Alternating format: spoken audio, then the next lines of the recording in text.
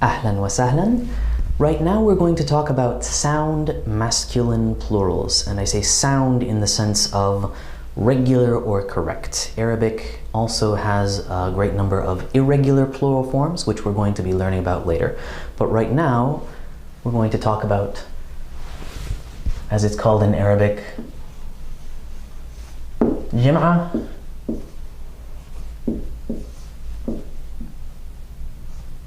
المذكر, sound masculine plurals.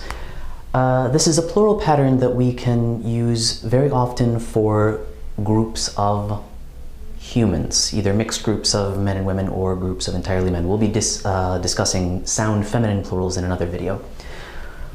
What we do is we take a noun, for example, like Iraqi, which you might recognize as a nisba, but can also mean an Iraqi male, a male Iraqi person. And we can add one of two patterns, waw, noon, or ya, noon. So, Iraqiyun is what we derive.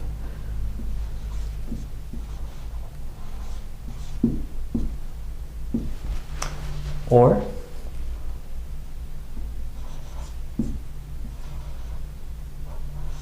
Iraqiyin. And as a matter of fact, in very formal contexts, there is also a fatha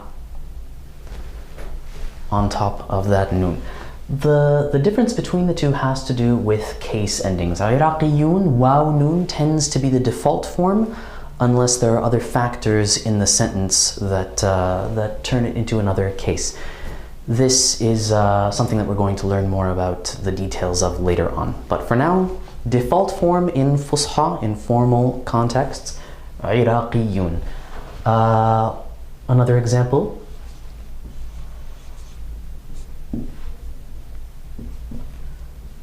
Muwazzaf, an employee.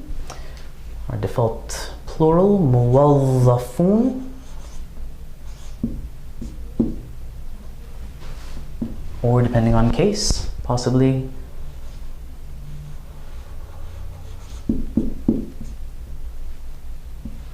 muwazzafin.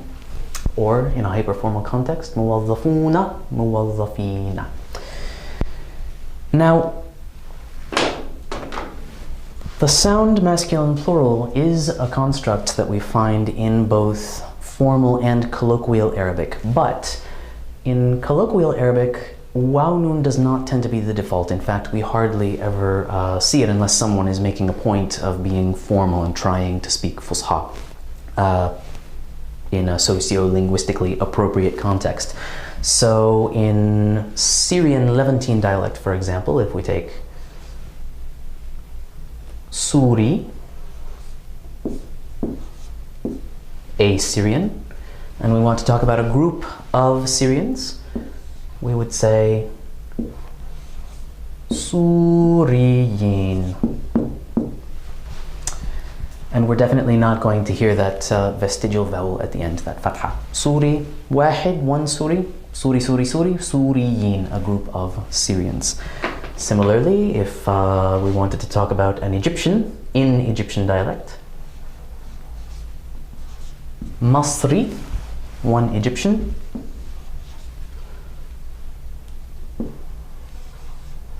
Masriyin.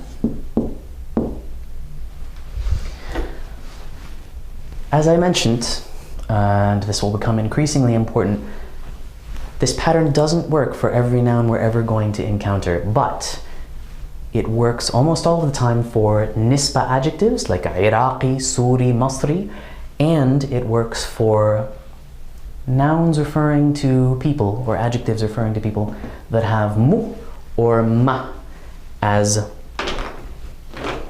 a beginning letter. For example, so if we wanted to talk about someone being busy,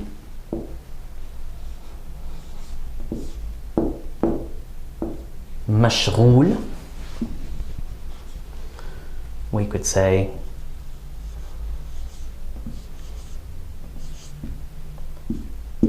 مشغولون or مشغولين.